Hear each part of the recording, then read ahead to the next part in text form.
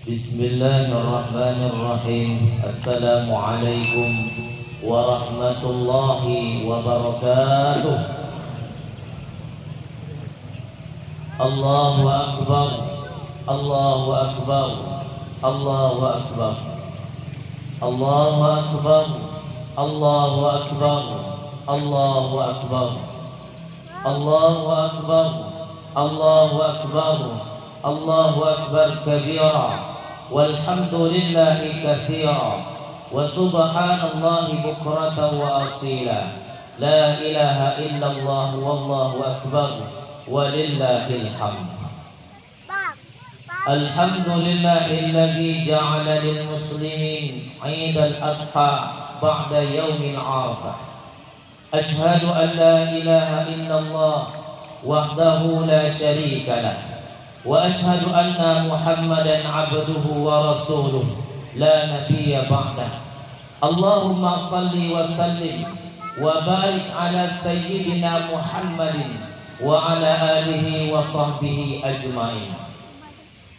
أما بعد فيا عباد الله أيها الحاضرون رحمني ورحمكم الله، أوصيكم ونفسي بتقوى الله فقد فاز المتقون. كما قال تعالى في القرآن الكريم: أعوذ بالله السميع العليم من الشيطان الرجيم. بسم الله الرحمن الرحيم. يا أيها الذين آمنوا اتقوا الله حق تقاته ولا تموتن إلا وأنتم مسلمون. الله أكبر، Allahu akbar, Allahu akbar. Kaum muslimin muslimat, hadirin wal hadirat yang dimuliakan Allah Subhanahu wa taala. Bersyukur kita kepada Allah dengan ucapan alhamdulillahirabbil alamin. Bersalawat kita kepada Rasulullah dengan ucapan Allahumma shalli wa sallim ala sayyidina Muhammad wa ala alihi wa sahbihi ajma'in. Mari kita perbaharui, mari kita tingkatkan keimanan dan ketakwaan kita kepada Allah Subhanahu wa taala.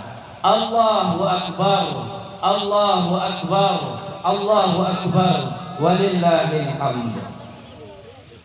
Hadirin jamaah Idul Adha yang dimuliakan Allah, di pagi hari yang cerah lagi barakah ini kita berkumpul untuk melaksanakan salat Idul Adha.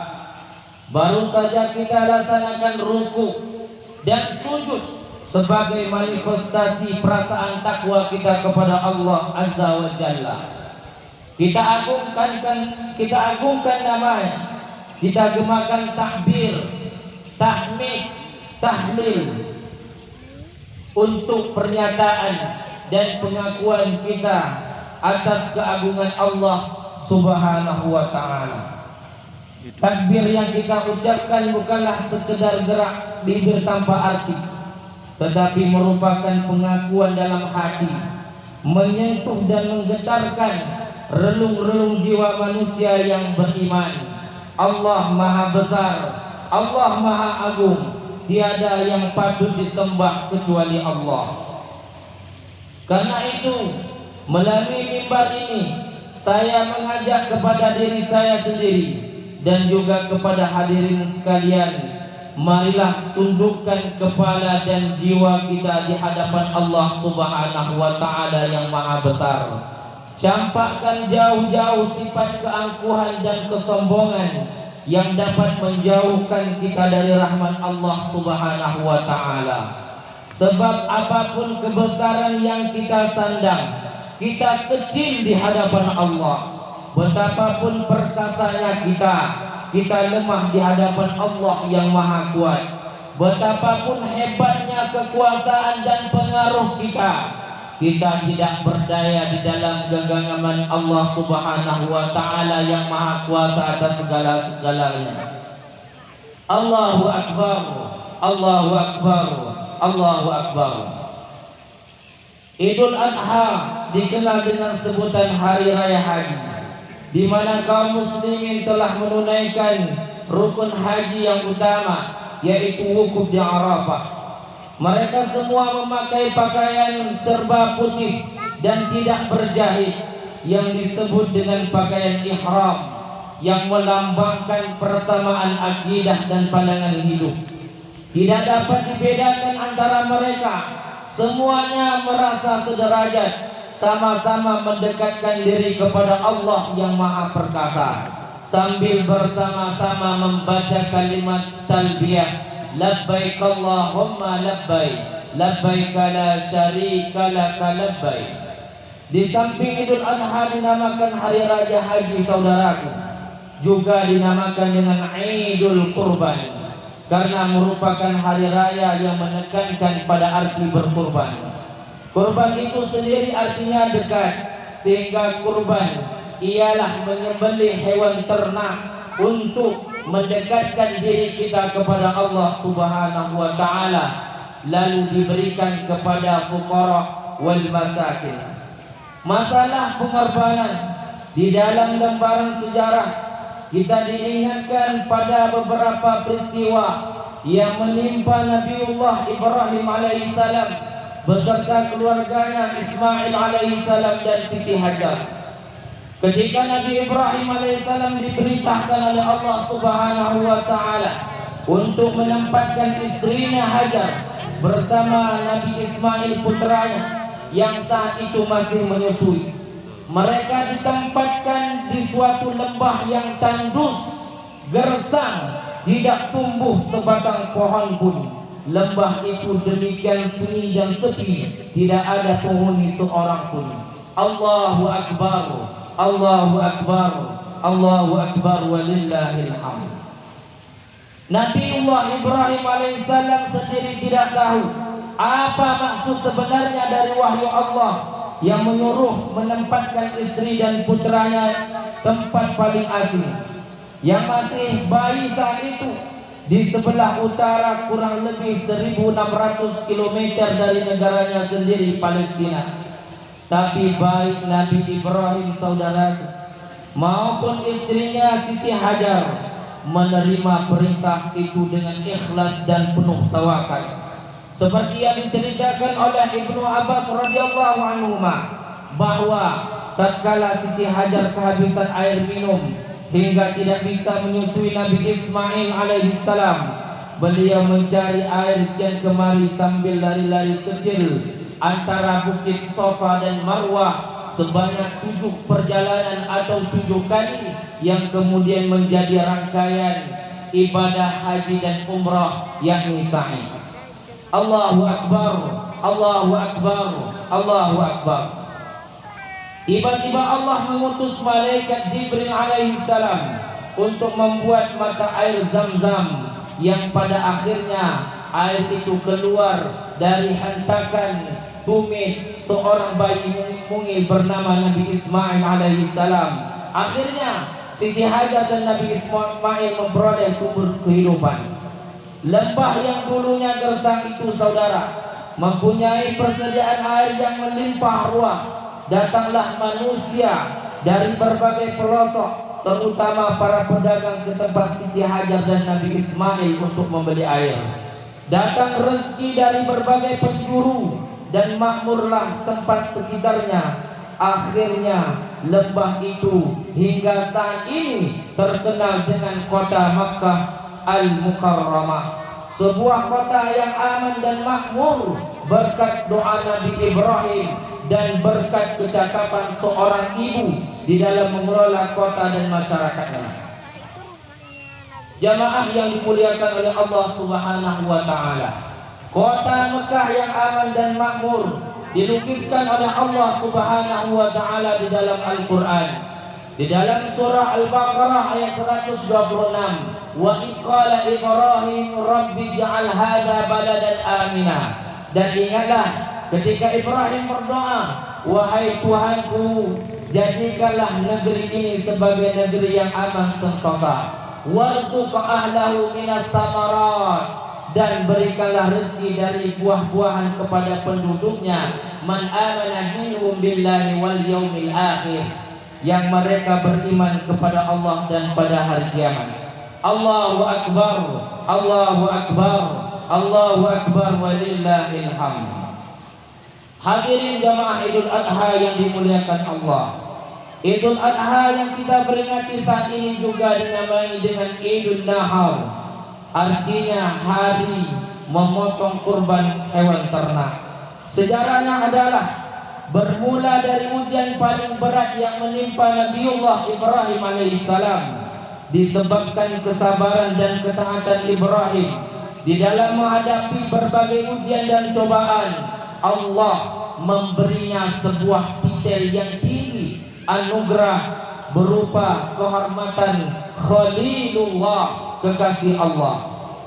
Setelah titel Al-Khalil disandangnya, malaikat bertanya kepada Allah, ya Tuhanku, mengapa engkau menjadikan Ibrahim sebagai kekasihmu, padahal dia disibukkan oleh urusan kekayaan dan keluarganya?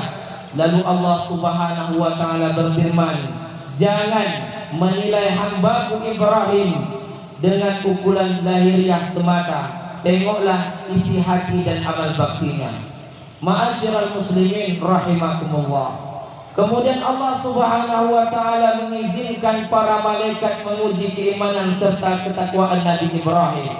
Ternyata kekayaan dan keluarganya dan tidaklah membuat lalai dalam taatnya kepada Allah Subhanahu wa taala. Di dalam kitab Mishkatul Anwar disebutkan konon Nabi Ibrahim memiliki kekayaan 1000 ekor domba, 300 lembu, dan 100 ekor unta. Dalam riwayat mengatakan bahwa kekayaan Nabi Ibrahim mencapai 12.000 ekor ternak, suatu jumlah yang menurut orang di zamannya adalah tergolong miliuner. Ketika pada suatu hari Nabi Ibrahim alaihissalam ditanya oleh seseorang, milik siapakah ternak sebanyak ini? Maka dijawabnya, kepunyaan Allah, tapi ini masih milikku. Suatu waktu bila Allah Subhanahu wa taala menghendaki, akan aku serahkan semuanya. Jangankan cuma ternak, kata Nabi Ibrahim, bila Allah meminta anak kesayanganku, niscaya akan aku serahkan juga. Allahu akbar, Allahu akbar, Allahu akbar, walillahil hamd. Ibnu Katsir di dalam kitabnya Tafsir Al-Qur'anul Azim mengatakan bahwa pernyataan Nabi Ibrahim itulah yang kemudian dijadikan bahan ujian, yaitu Allah menguji iman dan ketakwaan Nabi Ibrahim melalui mimpinya yang hakiki, agar ia mengorbankan putranya yang kala itu masih berusia 7 tahun. Anak yang elok rupawan, sehat lagi cekatan ini, supaya dikorbankan dan disembelih dengan menggunakan tangannya sendiri. Sungguh sangat mengerikan. Peristiwa itu Allah abadikan di dalam Al-Quran, surah As-Saffat ayat 102. Qala ya bunayya inni ara fil manam Nabi Ibrahim berkata kepada anaknya Nabi Ismail, "Wahai ananda, sesungguhnya aku melihat di dalam mimpiku, aku menyembelihmu. Anni adbauka fanzur madza tara." Maka apakah pendapatmu? Pikirkanlah apa pendapatmu wahai anakku. Nabi Ismail mengatakan, jemaah yang dimuliakan oleh Allah, qala ya abati fa'al ma tu'mar. Wahai ayahku, kerjakanlah apa yang diperintahkan kepadamu. Insya Allah engkau akan mendapatiku termasuk orang yang sabar. Allahu Akbar, Allahu Akbar, Allahu Akbar, walillahil hamd. Ketika keduanya siap untuk melaksanakan perintah Allah, iblis datang menggoda sang ayah, sang ibu, dan sang anak silih berganti.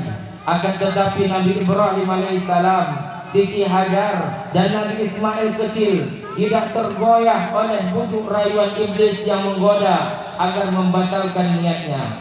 Bahkan Siti Hajar pun mengatakan, jika memang benar perintah Allah, aku pun siap untuk disembelih sebagai gantinya Ismail.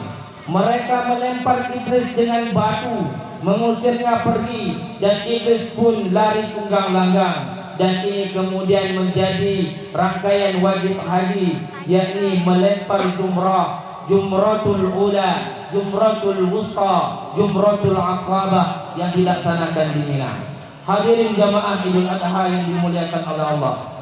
Setelah sampai di suatu tempat, dalam keadaan tenang, Ismail berkata kepada ayahnya, "Ayah, kuharap kaki dan tanganku diikat supaya aku tidak dapat bergerak leluasa, sehingga menyusahkan ayah. Hadapkan wajahku ke tanah supaya ayah tidak dapat melihatnya. Sebab kalau ayah melihat nanti akan merasa kasihan." Dalam sebuah hadis yang diriwayatkan Imam Ahmad, diceritakan bahwa Nabi Ismail berkata kepada ayahnya, "Wahai ayahku, lepaskan bajuku agar engkau dapat mengapaniku, sebab aku tidak mempunyai pakaian untuk kain kafanku selain dari yang kukenakan ini." Setelah Ismail putra tercinta ditelentangkan di atas sebuah batu dan pisau pun diletakkan di atas lehernya, Ibrahim pun menyembelih dengan menekan pisau itu kuat-kuat, namun tidak mempan, bahkan tergores pun tidak. Pada saat itu jemaah, Allah Subhanahu wa Ta'ala membuka dinding yang menghalangi pandangan malaikat di langit dan bumi. Mereka tunduk dan sujud kepada Allah, takjub menyaksikan keduanya. Lihatlah hambaku itu rela dan senang hati menyembelih anaknya sendiri dengan pisau karena semata-mata untuk memperoleh keridhaanku. Allahu Akbar, Allahu Akbar, Allahu Akbar, walillahil hamd. Sementara itu Ismail berkata, "Ayah, bukalah ikatan kaki dan tanganku agar Allah Subhanahu wa Ta'ala tidak melihatku dalam keadaan terpaksa, dan letakkanlah pisau itu di leherku supaya malaikat menyaksikan putra Khalilullah Ibrahim alaihissalam taat dan patuh kepada perintahnya." Ibrahim pun mengabulkannya, lantas membuka ikatan dan menekan pisau itu ke lehernya kuat-kuat, namun lehernya tidak apa-apa. Bahkan bila ditekan, pisau itu berbalik, yang tajam berada di bagian atas. Ibrahim mencoba memotongkan pisau itu ke sebuah batu. Ternyata batu yang keras itu terbelah. "Hai pisau, engkau sanggup membelah batu, tetapi kenapa tidak sanggup memotong leher?" kata Ibrahim alaihissalam. Dengan izin Allah Subhanahu wa Ta'ala, pisau itu menjawab, "Anda katakan potonglah, tapi Allah mengatakan jangan potong. Mana mungkin aku memenuhi perintahmu wahai Ibrahim, jika akibatnya akan durhaka kepada Allah Subhanahu wa Ta'ala." Dalam pada itu Allah Subhanahu wa Ta'ala memerintahkan malaikat Jibril alaihissalam untuk mengambil seekor kibas dari surga sebagai ganti Ismail alaihi salam. Dan Allah Subhanahu wa taala berseru dengan firman-Nya, menyuruh menghentikan perbuatannya, tidak usah diteruskan pengorbanan terhadap anaknya. Sebagai imbalan keikhlasan mereka, Allah mencukupkan dengan penyembelihan seekor kambing sebagai kurban. Sebagaimana Allah Subhanahu wa taala abadikan di dalam Al-Qur'an surah As-Saffat ayat 107 sampai 110. Wa fadainahu bizibin azim, dan kami tebus anak itu dengan seekor sembelihan yang besar. Wa tarakna alaihi fil akhirin, dan kami jadikan untuk Ibrahim pujian yang baik di kalangan orang-orang yang datang kemudian. Salamun ala Ibrahim, kesejahteraan semoga dilimpahkan kepada Nabi Ibrahim. Kadzalika najzil muhsinin, yang demikian itu karena kami memberikan balasan kepada orang-orang yang berbuat kebaikan. Allahu akbar, Allahu akbar, Allahu akbar, walillahil hamd. Menyaksikan tragedi penyembelihan yang tidak ada bandingannya dalam sejarah umat manusia itu, Malaikat Jibril menyaksikan ketaatan keduanya setelah kembali dari surga dengan membawa seekor kibas. Kagumlah ia seraya terlontar darinya suatu ungkapan, Allahu akbar, Allahu akbar, Allahu akbar. Nabi Ibrahim alaihissalam menyambutnya, la ilaha illallah huwallahu akbar, yang kemudian disambung oleh Nabi Ismail, Allahu akbar walillahil hamd. Jamaah Idul Adha yang dimuliakan oleh Allah Subhanahu wa taala. Inilah sejarah pertamanya kurban di hari raya kurban yang kita peringati pada pagi hari yang cerah ini. Allah Maha Pengasih, Allah Maha Penyayang. Kurban yang diperintahkan tidak usah anak kita, cukup binatang ternak, baik kambing, sapi maupun hewan ternak lainnya. Sebab Allah tahu kita tidak akan mampu menjalaninya. Jangankan memotong anak kita, memotong sebagian harta kita untuk menyembelih hewan kurban, kita masih terlalu banyak berpikir. Memotong 2,5% harta kita untuk zakat, kita masih belum menunaikannya. Memotong sedikit waktu kita untuk sholat 5 waktu, kita masih keberatan saudaraku. Menunda sebentar waktu makan kita untuk berpuasa, kita tak mampu melaksanakannya, dan sebagainya. Begitu banyak dosa maksiat, pelanggaran yang kita kerjakan, yang membuat kita jauh dari rahmat Allah Subhanahu wa taala. Hadirin jamaah Idul Adha yang dimuliakan Allah, hikmah yang dapat diambil dari pelaksanaan salat Idul Adha adalah bahwa hakikat manusia adalah sama, yang membeda hanyalah takwa kepada Allah Subhanahu wa taala. Allahu akbar, Allahu akbar, Allahu akbar. Dan bagi yang menunaikan ibadah haji pada waktu wukuf di Arafah, memberikan gambaran bahwa kelak manusia akan dikumpulkan di padang mahsyar untuk dimintai pertanggungjawaban.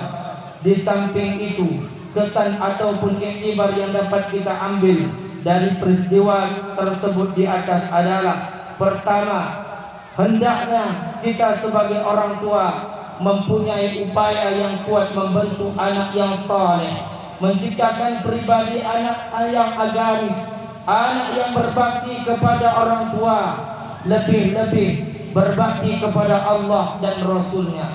Kemudian yang kedua, perintah dan ketentuan-ketentuan yang telah digariskan oleh Allah Subhanahu wa ta'ala harus dilaksanakan, harus disambut dengan tekad sami'na wa ata'na.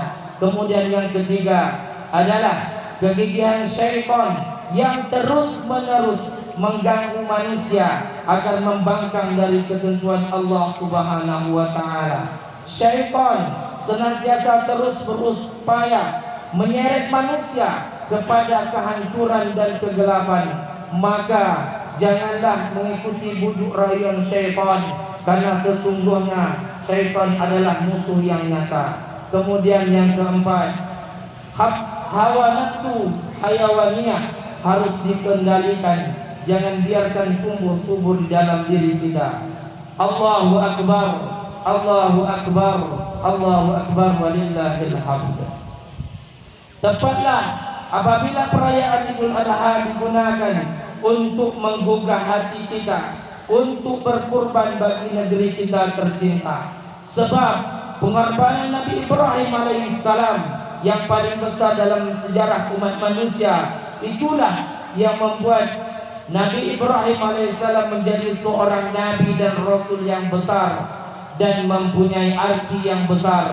Dari sejarahnya itulah maka lahirlah kota Mekah dan Ka'bah sebagai kiblat umat Islam seluruh dunia, dengan air Zam-Zam yang tidak pernah kering sejak ribuan tahunan yang silam, sekalipun tiap harinya dikuras berjuta liter sebagai tonggak jasa seorang wanita yang paling sabar dan tabah, yaitu Siti Hajar dan putranya Nabi Ismail alaihissalam. Hanya orang-orang bertakwalah yang sanggup melaksanakan perjuangan dan pengorbanan ini dengan sebaik-baiknya. Mudah-mudahan perayaan Idul Adha kali ini mampu mengunggah dan mengubah kita untuk terus semangat, rela berkorban demi kepentingan agama, bangsa dan negara. Fa'tabiru ya ulil absar la'allakum turhamun. Allahumma salli wa sallim wa zid wa'alim wa tafaddal wa barik bi jalalika wa kamalika ala zaini wa ashrafi ubbadik lana Muhammad wa ala alihi wa sahbihi wa barik wa sallim وسلم ورضي الله تبارك وتعالى عن كل صحابة رسول الله أجمعين. الله أكبر، الله أكبر، الله أكبر، الله أكبر، الله أكبر، الله أكبر، الله أكبر كبيرا والحمد لله كثيرا وسبحان الله بكرة وأصيلا. لا إله إلا الله والله أكبر ولله الحمد. اللهم اغفر للمسلمين والمسلمات والمؤمنين والمؤمنات الأحياء منهم والأموات برحمتك يا أرحم الراحمين. اللهم اغفر لنا ذنوبنا waliwalidina warhamhum kama rabbawna shighara. Allahumma ya Allah yang maha pengampun, ampunilah dosa-dosa kami ya Allah, baik dosa yang besar maupun dosa yang kecil ya Allah. Ampunilah dosa kami, baik dosa yang dulu maupun dosa hari ini ya Allah. Ampunilah dosa kami ya Allah, baik dosa kami lakukan dengan sembunyi-sembunyi maupun dengan terang-terangan ya Allah. Ampunilah dosa dua insan yang sangat berjasa dalam hidup dan kehidupan kami ya Allah, yakni ayah dan ibu kami ya Allah. Sekiranya mereka masih hidup ya Allah, panjangkanlah umur tamat ayah dan ibu kami ya Allah. Sekiranya telah Engkau wafatkan mereka ya Allah, masukkanlah mereka ke dalam surga-Mu ya Allah. Allahumma ya Allah, ampunilah masyarakat kami ya Allah, ampunilah para pemimpin kami ya Allah, ampunilah dosa guru-guru kami ya Allah. Allahumma ighfir lana dhunubana wa israfana fi amrina wa tsabbit aqdamana wansurna 'alal qaumil kafirin. Allahumma inna nas'aluka as-salamata wal 'afiyata 'alaina خصوصا على الحجاج من البنكريس والمعتمرين والغزاة والمسافرين من أمة سيدنا محمد صلى الله عليه وسلم في بحرك وبرك إنك على ما تشاء قدير يا نعم المولى ونعم النصير. اللهم اجعل لهم يا الله، اللهم اجعل لنا يا الله، اللهم اجعل لهم يا الله حجا مبرورا وسعيا مشكورا وذنبا مغفورا وعملا صالحا مقبولا وتجارة لن تبور يا عالم ما في الصدور. أخرجنا يا الله من الظلمات إلى النور. اللهم سلمنا وارفع عنا الغلاء والبلاء والوباء والفحش والمنكر والسيوف المختلفة والشدائد والمحن ما ظهر منها وما بطن عن بلدنا إندونيسيا خاصة ومن بلدان المسلمين عامة إنك على كل شيء قدير. ربنا آتنا في الدنيا حسنة وفي الآخرة حسنة وقنا عذاب النار. عباد الله إن الله يأمر بالعدل والإحسان وإيتاء ذي القربى وينهى عن الفحشاء والمنكر والبغي يعظكم لعلكم